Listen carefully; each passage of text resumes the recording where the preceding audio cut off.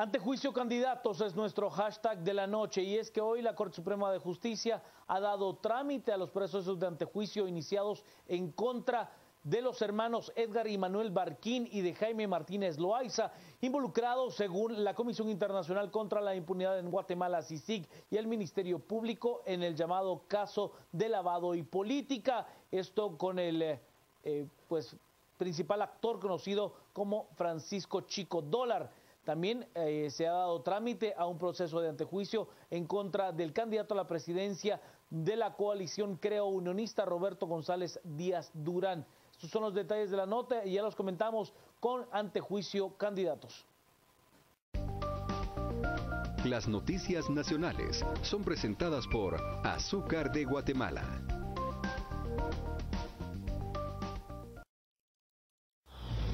La Corte Suprema de Justicia admitió la solicitud de antejuicio contra el candidato a la vicepresidencia por el partido líder Edgar Barquín, supuestamente ligado a una estructura de lavado y política.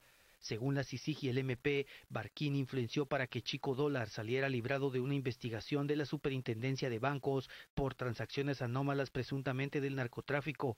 También la CSJ admitió los antejuicios contra los diputados del líder Manuel Barquín y Jaime Martínez Loaiza. Dentro de las diligencias de antejuicio promovidas por el Ministerio Público y la Comisión Internacional contra la Impunidad en Guatemala en contra de los diputados Manuel de Jesús Barquín Durán, Jaime Antonio Martínez Loaiza y el candidato vicepresidencial del partido líder Edgar Baltasar Barquín Durán, la Corte Suprema de Justicia por unanimidad ha dado trámite a las diligencias de antejuicio y ha nombrado como juez pesquisidor al presidente de la Sala Primera de la Corte de Apelaciones del Ramo Penal, el licenciado Fredín Valdemar Fernández Ortiz. La CSJ también admitió el antejuicio contra el candidato a la presidencia por el partido Creo Unionista Roberto González Canela por tráfico de influencias.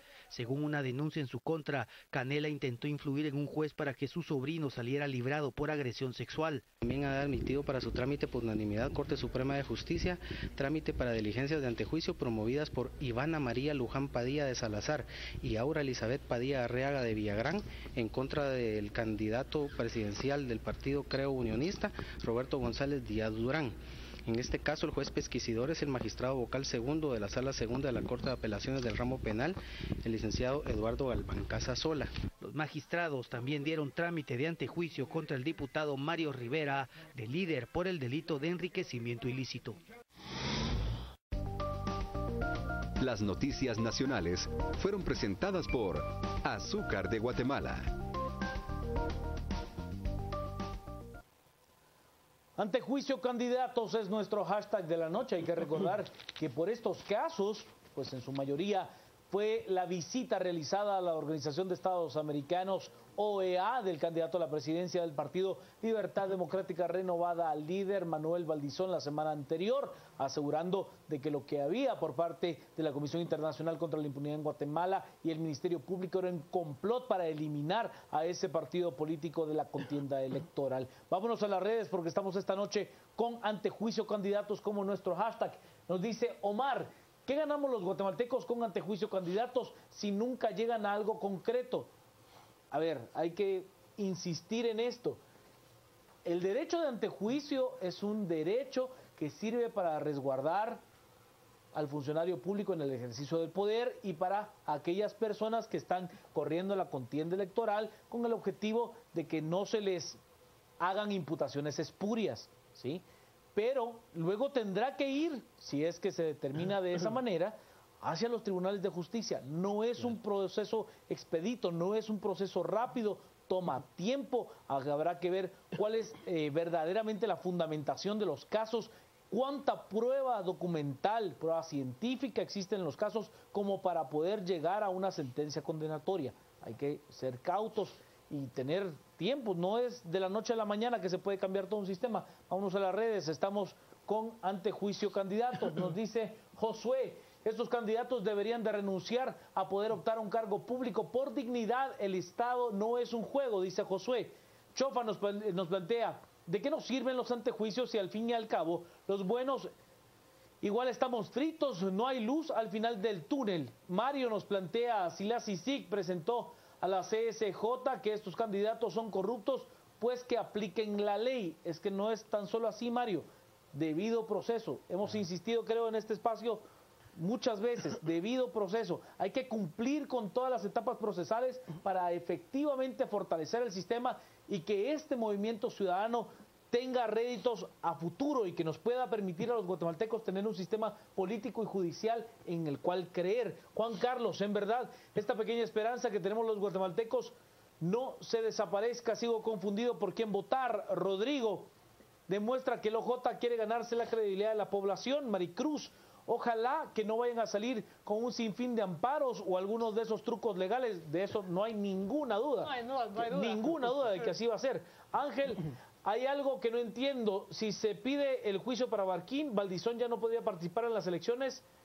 A mi entender, sí podría participar, Ángel, a mi entender. Yo no soy jurista, pero a mi entender sí habría una separación.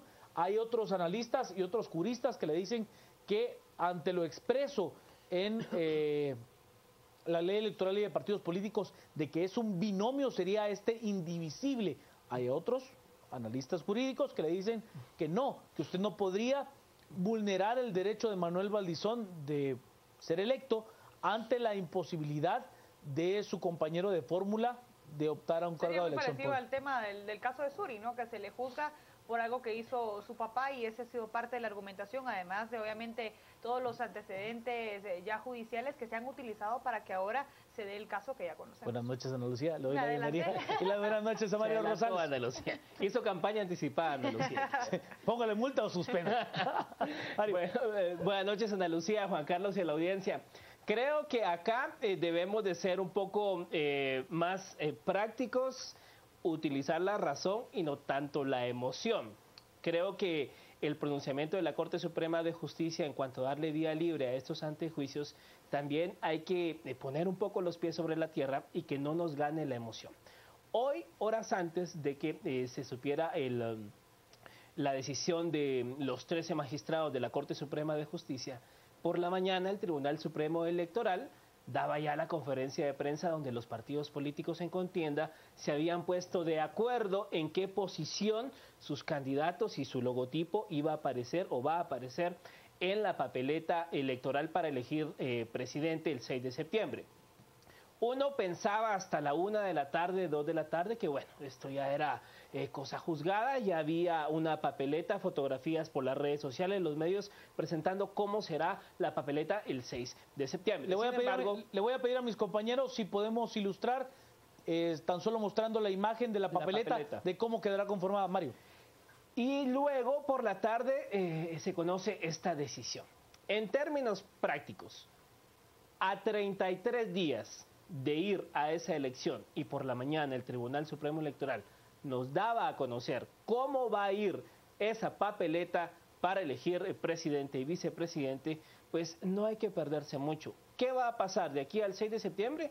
No va a pasar nada, no va a pasar absolutamente nada. Aquí hay que medir los tiempos. La Corte Suprema está dando ahorita vía libre. Ya se nombró juez pesquisidor. Se tienen que hacer las investigaciones. Este proceso no es de semanas, este proceso no es de días, si estamos poniendo como fecha límite el 6 de septiembre. Muy probablemente, y sin temor a equivocarme, Edgar Barquín y Manuel Valdizón van a estar en esa papeleta. A ver, la ley le daría hasta 60 días al juez pesquisidor. Hasta 60 días. Corridos. Y hay que tomar, móviles, corridos. Y hay que tomar otro punto válido acá.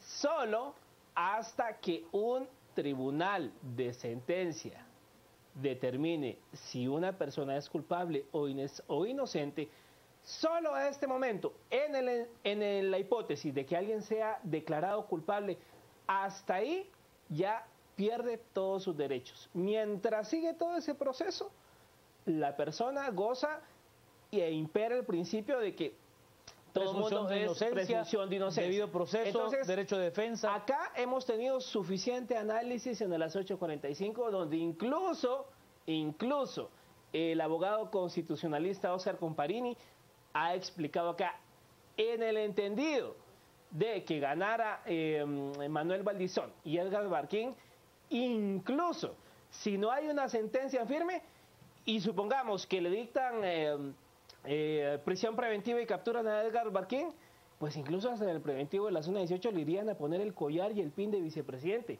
lamentablemente, nos guste o no nos guste, por ese lado iría si nos vamos a los formalismos. Hay otra visión jurídica que habla justamente de ese momento en el que está hablando Mario, de tener prisión preventiva, que habría otra visión. Voy a regresar con Mario, solo voy a las redes. Estamos esta noche con el hashtag Antejuicio Candidatos. Nos dice: es un gran paso en la justicia, presionemos y respetemos el proceso. No se ha ganado nada, pero es la ruta correcta. José nos dice: no entiendo por qué los candidatos tienen el beneficio de antejuicio. ¿Por qué se les da derecho de antejuicio, José? Para evitar efectivamente una denuncia de carácter espurio que pueda afectar la contienda electoral. Ese es el resguardo, el espíritu de la ley. Pero, bueno, hemos visto que el antejuicio ha sido sumamente criticado a lo largo de los últimos tiempos. Yo sí creo que, por ejemplo, al menos para los funcionarios en el ejercicio del poder público, pues sí hay una serie de denuncias que podrían buscar entorpecer la gestión de cualquier servidor público. Al aprobar el antejuicio, automáticamente deberían de ser eliminados de la carrera política. Luis Tobar nos dice: Malaya, una Guatemala donde la ley esté del lado del pueblo soberano que exige elecciones con gente proba, es lo que nos dice Luis. Fernando, ¿líder sigue en la contienda presidencial? Sí. Debemos de estar conscientes que a pesar de los antejuicios, los candidatos aún pueden participar en las elecciones, es correcto. Total. Nos dice: no entiendo por qué antejuicios si está claro que son culpables y luego se olvidan. Hay que probarlo todo, Brian. No es simple y sencillamente una percepción, es un proceso jurídico al cual hay que llegar hasta la última instancia, ¿Y por qué, al menos en este espacio, defendemos el debido proceso?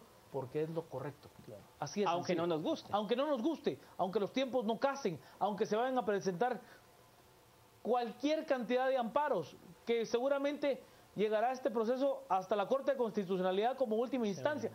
Pero es el debido proceso, es lo correcto. Y como ciudadanos debemos de buscar que la ley se aplique, sí, con todo su rigor, pero con el debido proceso. Ana Lucía. Y además, igual para todos. Buenas noches, Juan Carlos. Seguro. Buenas noches, Mario, a todos los que nos acompañan en esta ocasión en A las 10 p.m. Un tema que es bastante complicado. Complicado en el sentido que hay bastantes interpretaciones que se empiezan ya a leer y a escuchar de parte de diferentes juristas con respecto a qué interpretación se le debe de dar a la inscripción o a la revocación de la inscripción de todos estos candidatos que ahora ya están incluso en las papeletas. Es ya un derecho adquirido por parte de muchos de ellos.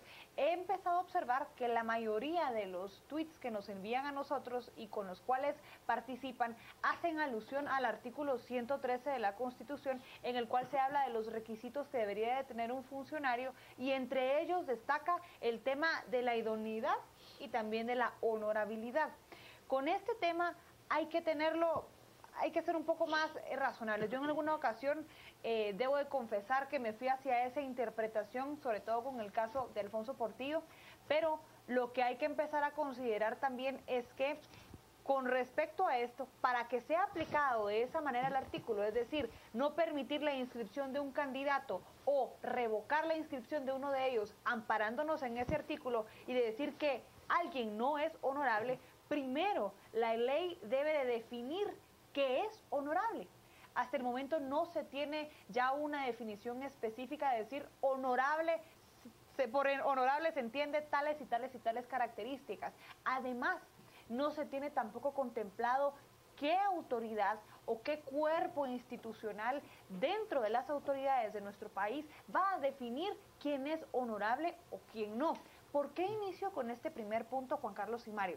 Porque esto lo que ha empezado a hacer es que la presión ciudadana se dirija hacia delimitar o designar quién es honorable o no. Cuando no tenemos un proceso establecido, no existen los mecanismos ni herramientas, y si se permite que pase en esta ocasión, lo que va a pasar es que con cualquier otro diputado o candidato, sea su preferido, sea el que usted odie, sea el que apoye o el que no, pudiera someterse a esta clase de arbitrariedades, en las cuales cualquier movimiento que surja con apoyo mediático, con apoyo en redes sociales, con alguna clase contextual, lo que va a hacer es que ningún candidato pueda participar tranquilamente y quizás una buena candidatura o también una mala se vaya a votar, sin que esto signifique que no se deba de promover que los candidatos sean honorables o no. Lo que sí hay que hacer es que se establezcan ya mecanismos correctos para saber quién es honorable, quién no es honorable, qué hay que hacer para hacerlo, qué características se deben de cumplir y de esa manera ya poder aplicar este artículo número 113 de la Constitución. Además, por otro lado, hay que decir que si esto se debería de tomar antes de la inscripción o después de, como para poderlo revocar, porque entra otro debate ahí que es el tema de los derechos adquiridos. Si eso ya viene a contravenir algo que ya se había pactado desde un inicio. Además, no hay precedentes hasta el momento. No sabemos a qué candidato se le ha retirado su candidatura a raíz de este tipo de señalamientos por parte de diferentes grupos de la sociedad civil al señalar que alguien no es honorable. Sin embargo, también hay que decir que al momento en el que si este caso llegara a seguir, se declarara procedente el antejuicio, la comisión pesquisidora entregara antes de tiempo el informe, que ese es otro de los cuestionamientos. ¿Qué pasará además si pasan estos 60 días, nunca sabemos algo del informe o es ya muy tarde, quizás gana el señor Barquín junto con Valdizón? ¿Qué pasará entonces con eso? Ya no entra en el proceso de antejuicio, sino que se debería de reiniciar otro en calidad ya no de candidato, sino que de funcionario. Los tiempos van cambiando y se van haciendo un análisis completamente distinto. Pase o no el antejuicio, siga o no, el golpe debe de ser fuerte para no solo el partido líder, sino para Creo y para cualquier otro que ahora esté envuelto en algún escándalo de corrupción, de tráfico de influencias, de lavado de dinero o lo que sea. Solo contando ahí, creo, porque no estoy convencido, no estoy seguro del caso. Entiendo que en el caso de Roberto González Díaz Durán es un caso en lo privado, no es un caso de corrupción en lo público. Sí, así es. Yo me refiero a corrupción en el tema de lo que se les indica a los candidatos de líder. Claro. Y en el caso de Creo, por el hecho que se le está denunciando a él por tráfico de influencias y de haber de una u otra manera influenciado o beneficiado a una decisión final en sus familiares. Eso es lo que nosotros debemos empezar de analizar. ¿Cuál es el castigo que, si la ley no puede aplicársele en estos momentos como candidatos, nosotros sí como votantes? Y es allí donde entra también nuestra reflexión con respecto a qué precedente queremos dejar nosotros como ciudadanos con respecto a nuestra responsabilidad. ¿Dejaremos una vez más que pase un candidato que nos confesó a la cara a todos que es asesino, que es ladrón y demás? Claro. ¿O vamos a nosotros castigarlo con nuestro voto, ya que no podemos hacerlo desde lo judicial? Yo me remito a la definición que nos muestra la Real Academia de la Lengua Española en cuanto a honorable, porque nos dice de honorabilidad de aquella persona que es honorable, y de honorable digno de ser honrado o acatado, tratamiento que en algunos lugares se da a los titulares de determinados cargos. Es lo que nos dice pues la Real Academia de la Lengua Española como definición. Mario.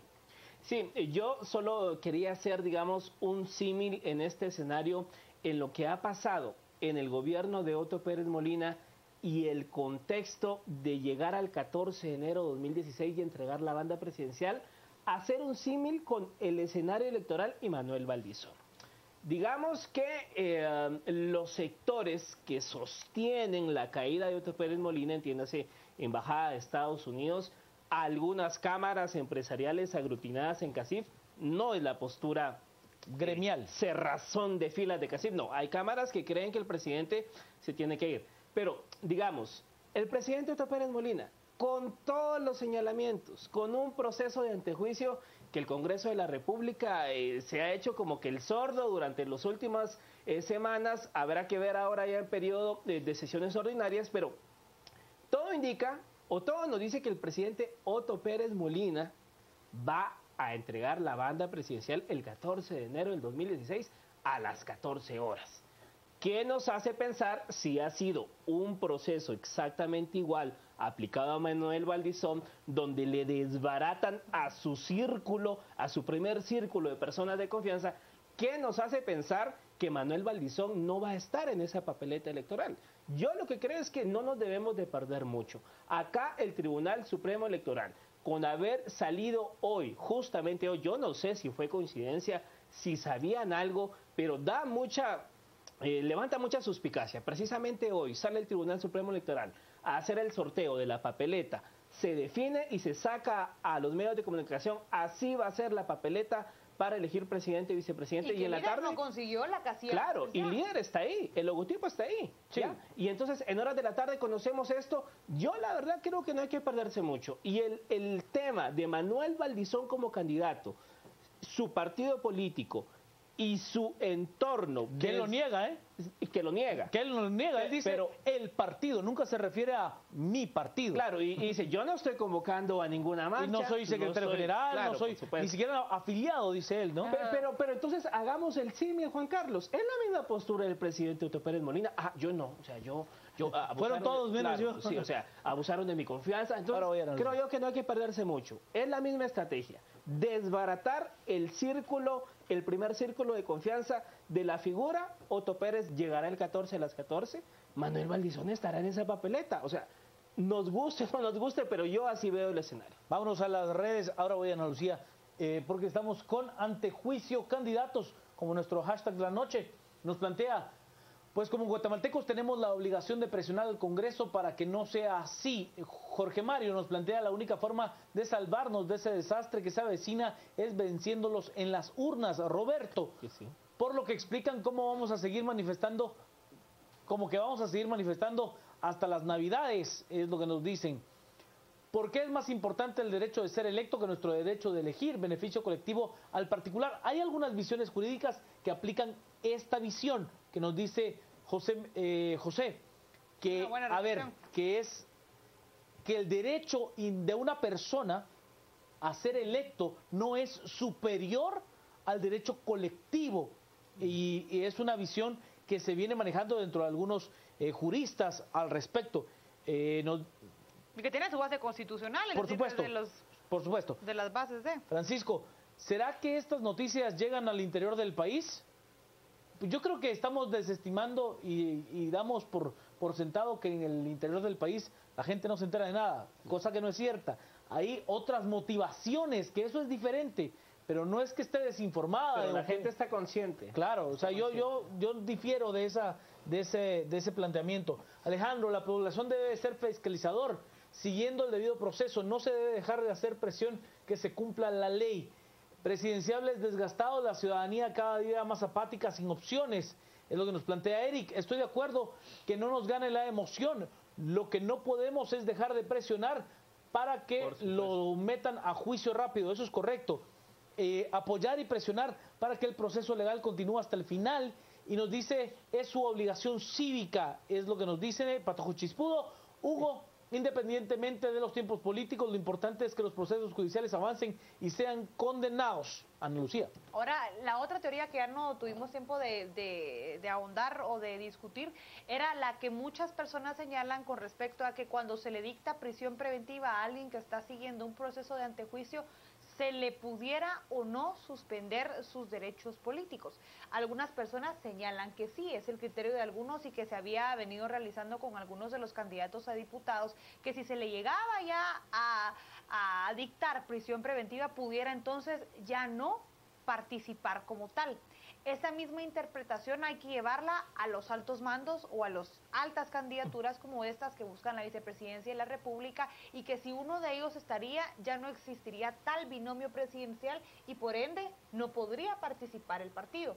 Esa es la otra postura que se señala ahorita, pero pensando en ese escenario y siguiendo la línea de lo que plantea Mario, que es muy poco probable, aunque no es una idea descabellada, lo que sucedería es que es poco probable por el sentido que la primera denuncia del partido líder y de otras organizaciones empezaría a ser que entonces las autoridades judiciales, desde la Corte de Constitucionalidad hasta un rango más bajo como el Tribunal Supremo Electoral, están realizando una conspiración en contra del partido que ellos ya adjudican como ganador.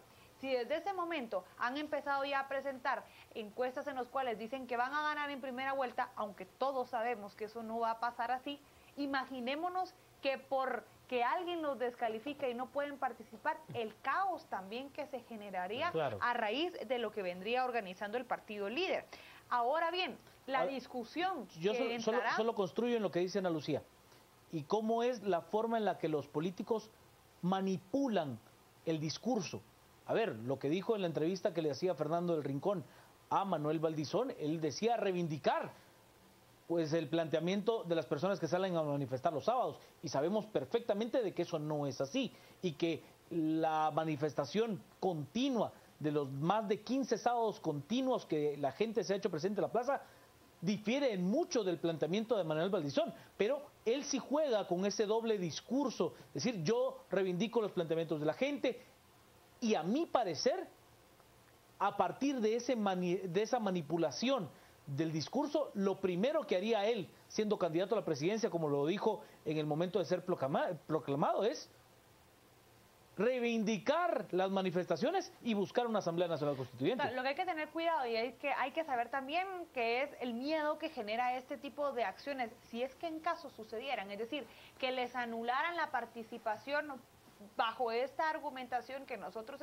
explicábamos, que es lo que pasaría con respecto a la percepción de muchos otros ciudadanos y la forma en la que convertirían su discurso.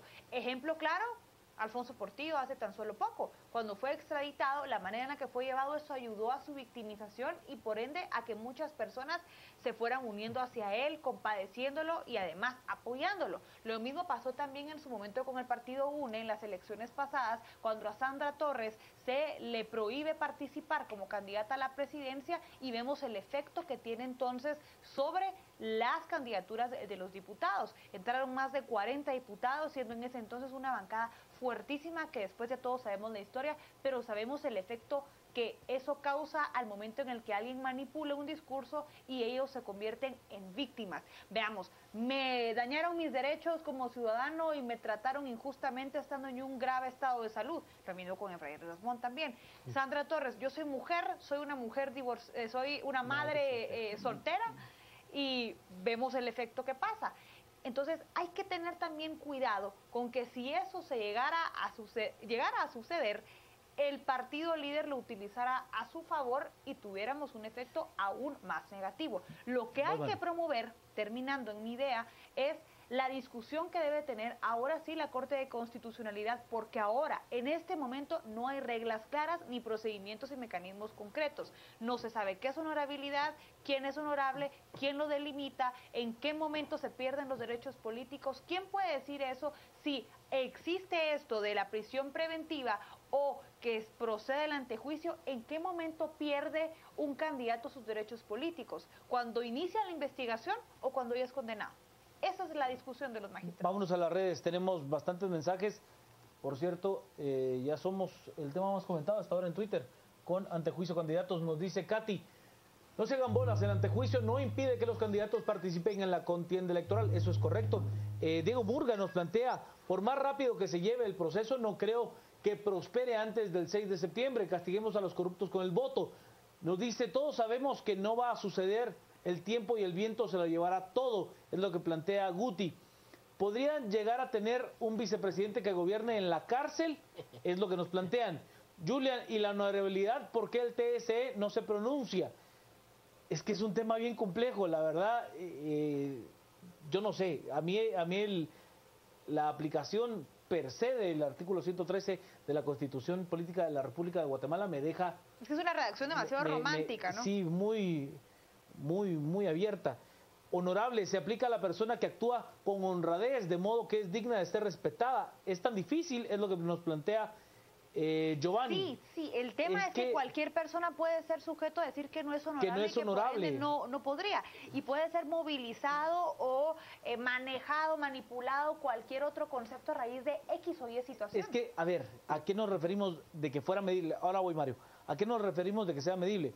A aquella persona que haya sido condenada por un acto relacionado con tal cosa, deja... O alguien que solo es indicado. No, por eso le digo. O sea, si la redacción constitucional fuera, no se permite la postulación de determinada persona que haya sido sentenciada por juez competente, por determinado... Ahí tendría como sí pasa en la ley de la carrera judicial, que se empiezan ya a establecer algunos límites con respecto a antecedentes penales que alguien tenga. Eso no está pasando en nuestra tendría más grave. Sí, Mario. Sí, yo quería añadir, y yo de verdad sigo uniendo el desastre y todo lo que ha pasado en el gobierno de Otto Pérez Molina con esta etapa electoral y Manuel Valdizón. Mario la tiene casada ahí. No, lo sigo ligando. ¿Por qué? Porque, vamos, en cualquier otra sociedad donde funciona medianamente la institucionalidad y donde, digamos, hay un cierto decoro del funcionario público, ya sea por responderle a su familia, a sus hijos, por medianamente limpiar su nombre, Otto Pérez Molina hubiera renunciado, ¿ya? O sea, el presidente hubiera renunciado junto con Roxana Valdetti. Edgar Barquín hubiera renunciado, aunque eso hubiera significado meter en tremendo, como dicen los amigos argentinos, en tremendo quilombo a Manuel Valdizón. Es que hubiera renunciado Edgar Barquín, ¿me entiende? Pero la cerrazón del presidente Otto Pérez de quedarse en el cargo, a pesar de todo, y Edgar Barquín defendiendo lo indefendible, tan solo nos hace pensar que aquí lo que menos está en juego es tratar de salvar mi honorabilidad como persona, ya no ante la ley, ante mi familia, ante mis hijos, limpiar mi nombre. Eso es lo que realmente le hace falta a la clase política. Yo en eso coincido plenamente con Mario.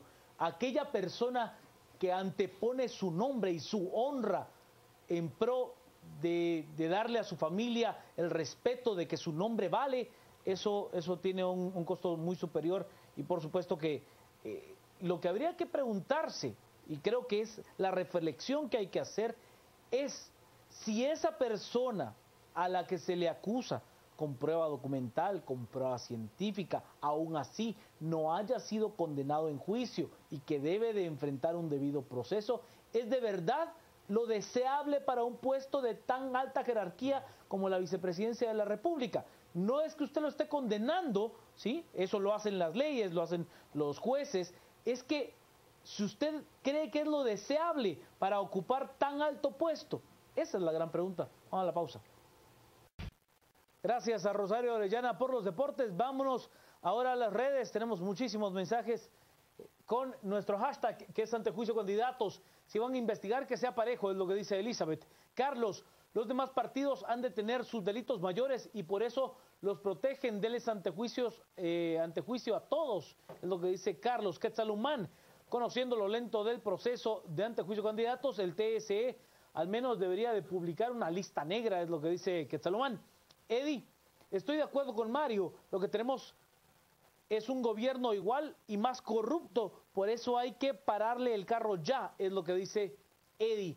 Nos dice Francisco, señores diputados, los guatemaltecos los despedimos por robarnos nuestra dignidad. Edgar, hablando de honorabilidad, estamos tan mal que en vez de sociedad, más parecemos suciedad. El sistema somos todos, es lo que nos plantea Edgar, haciendo pues una reflexión en cuanto a la participación ciudadana y el adagio que utiliza Quique, por ejemplo, de que estamos como estamos porque somos como somos, ¿no?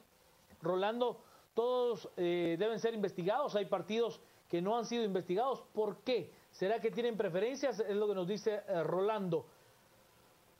¿Con qué cara Barquín podrá representar a Guatemala ante la comunidad extranjera? Es una vergüenza, Julio. Lo mejor sería que todo el pueblo unido se pusiera de acuerdo y no votar hasta que lleven a cabo las reformas. 3 opciones: votar por uno de esos. 2, abstención del voto. 3, votar nulo como rechazo. Voy por la 3. A ver, seguimos con el tema del voto nulo. Hoy, como está el sistema político guatemalteco, el sistema electoral guatemalteco, el voto nulo tan solo favorece a aquel que en teoría usted no quiere. Así de simple. ¿Por qué? Porque aquí no es por un total de votos, es un porcentaje de los votos válidos lo que otorga la victoria electoral.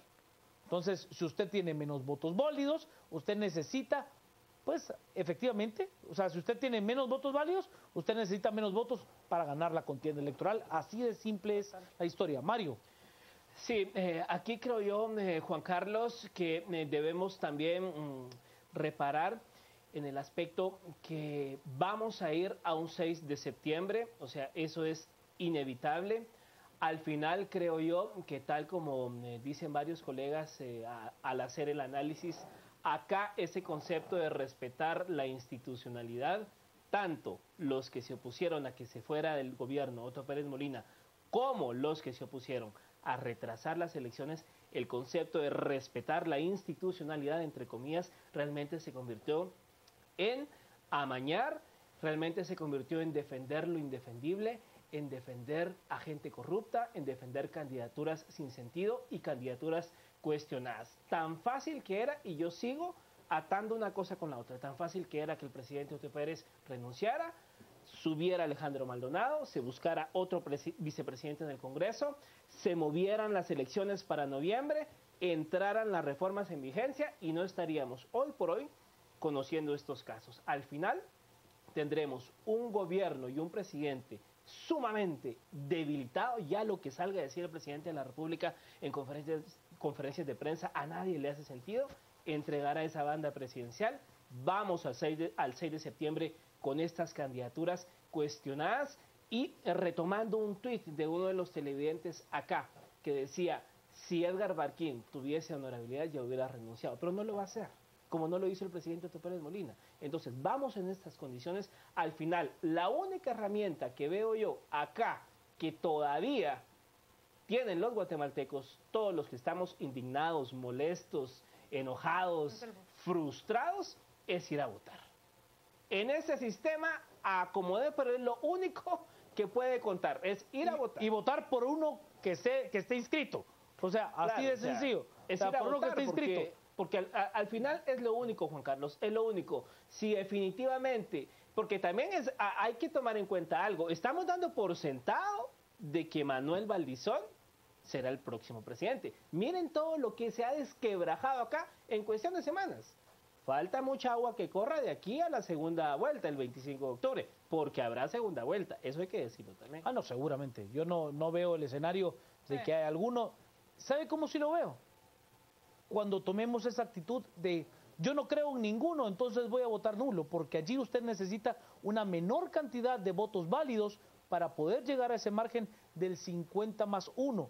Es que no es que usted necesite un número, ¿sí? Un número de votos, no necesita 2 millones de votos, usted necesita 50% más uno de los votos válidos. Por lo tanto, si existe una gran cantidad de votos nulos o de votos en blanco, lo único que hacen es reducir la cantidad de votos válidos necesarios para ganar la contienda electoral. Ana Lucía. Totalmente. Terminar diciendo, ya que nos quedamos sin tiempo, únicamente que ahora es cuando los guatemaltecos deben demostrar su responsabilidad, porque mucho se ve que comentan en redes sociales, se demanda e incluso se hace la pregunta de ahora por quién votamos. Esa es única y exclusivamente una labor del ciudadano, del individuo. Nadie de nosotros tiene un mejor criterio o sabe de qué manera tiene que aconsejar a alguien por quién votar. El ciudadano que está preocupado por lo que está pasando ahorita en el país y se está frustrando porque el voto nulo no vale, porque tal persona está antejuiciada y esto no va a proceder, mejor preocúpese ahorita en informarse quiénes son los candidatos, quiénes van en los listados, a quién está agarrando la casilla número 1 y está jalando en las demás casillas y que quizás tienen algunos procedimientos, procesos judiciales en contra o muchos señalamientos de corrupción. Allí es donde debe de concentrarse el ciudadano, en empezar a saber qué se debe de hacer ahorita. Y ojo, también contemplar que mientras estamos discutiendo de todo esto, de lo que no va a pasar, que va a seguir el partido líder participando, que va a haber una contienda electoral diferente, que va a haber voto nulo o no. En estos momentos se están transando qué reformas van a pasar en la ley electoral y de partidos políticos. ¿Y cuáles se están haciendo un montón de cambios que solamente son cosméticos, que no sirven para nada, que hablan de cuotas en vez de hablar de listados uninominales, que hablan de presencia de mujeres indígenas, mujeres no indígenas, hombres indígenas o no indígenas, y se olvidan a muchísimas otras grupos étnicos en Guatemala, garífunas, por ejemplo. Hay tantas otras personas que por querer buscar una representatividad de una manera, se dejan a otros sin representación. Así que el llamado ahora es a ser responsables, a concentrarnos en lo que está pasando, a buscar un buen voto informado y además a no desatender otros temas que van a estar pasando ahorita, como el tema, por supuesto, de la ley electoral y el presupuesto que ya viene también. Yo solo quería añadir que nadie en esas reformas plasmó la no reelección de alcaldes. Ojo, y ahí tenemos un serio problema de clientelismo. Ahí tenemos a otros Arnoldos Medranos rondando por ahí. Meda, claro. que por cierto ahora va su esposa y demás. Vamos al resumen. Cementos Progreso. Compartimos sueños, construimos realidades. Presenta este segmento. Corte Suprema de Justicia da trámite ante juicio en contra del vicepresidenciable y líder Edgar Barquín y del candidato de Creo Unionista Roberto González. Corte Suprema de Justicia también ha denegado amparo interpuesto contra el Tribunal Supremo Electoral porque los interponentes no presentaron pruebas a tiempo.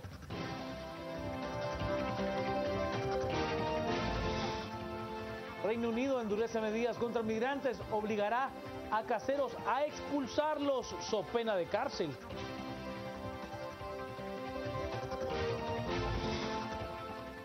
Ha incluido un mes de protestas y bloqueos de carreteras en Potosí, Bolivia, para exigir atención a las demandas del desarrollo regional. Aún así, no se logró mucho. Cementos Progreso. Compartimos sueños, construimos realidades. Presentó este segmento.